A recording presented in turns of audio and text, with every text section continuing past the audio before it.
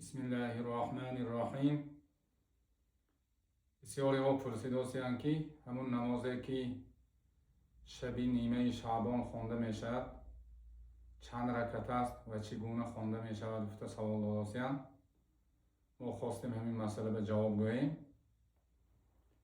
حضرت حجت الاسلام امام ابو حامد غزالی رحمت الله علیه در کتاب احیاء علوم الدینشان صحیفه 425 جلد سیم چنین میگویند که فلیلة الخامس عشر منه یصلی 100 رکعت كل ركعتين بتسليمة يقرأ في كل ركعة بعد الفاتحة قل هو الله أحد 10 مرة وإن شاء صلى 10 ركعات يقرأ في كل ركعة بعد الفاتحة 100 مرة قل هو الله أحد فهذا أيضا مروي في جملة الصلوات كان السلف يصلون هذه الصلاة ويسمونها صلاة الخير.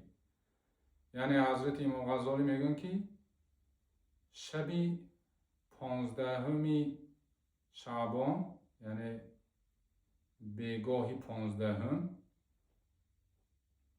نماز میگذارد 100 رکعت 2 رکعت میگذارد. به هر یک 2 رکعت سلام میدهد. قرائت میکند در هر رکعت بعد از فاتحه قل هو الله احد را 10 مراتبه همین طریق میخواند. و ان شاء صلى 10 ركعات يقرأ في كل ركعة بعد الفاتحة 100 مرة قل هو الله احد.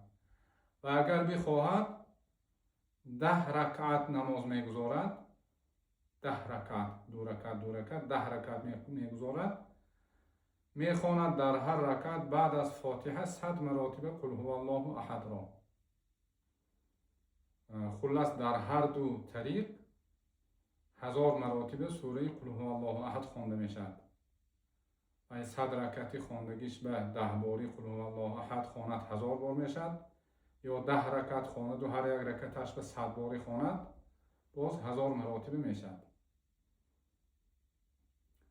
دومش میگن که فهذا ایضا مروی فی جملة الصلوات. پس همین نماز نیز روایت شده است در جمله دیگر نمازها. کان السلف یصلون هذه الصلاة. سلف یعنی سلف صالحین همین نماز رو میگذاریدند. در نیمه شعبان در شب برات سلف صالحین همین نماز رو میگذاریدند میگویند.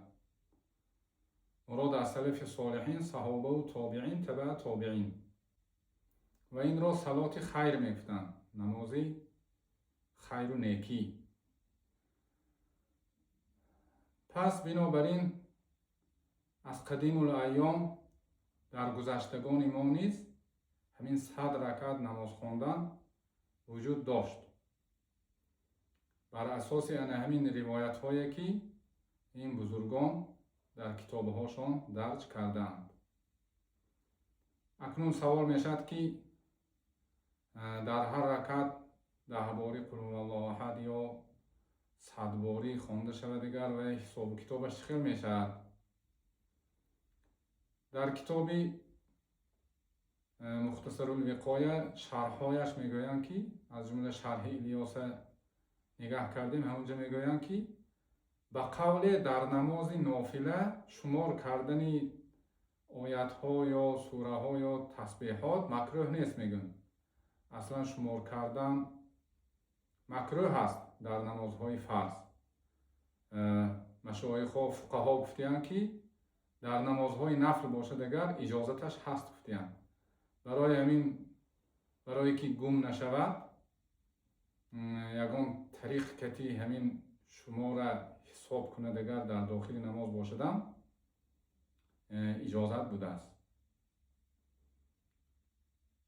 و اینچنین این نماز همین شب نیمه شعبان را حضرت شیخ ابو طالب مکی نیز در کتاب قوت القلوبشان آوردند. حضرت ابو طالب مکی از حضرت امام غزالی پیشتر گذشتند.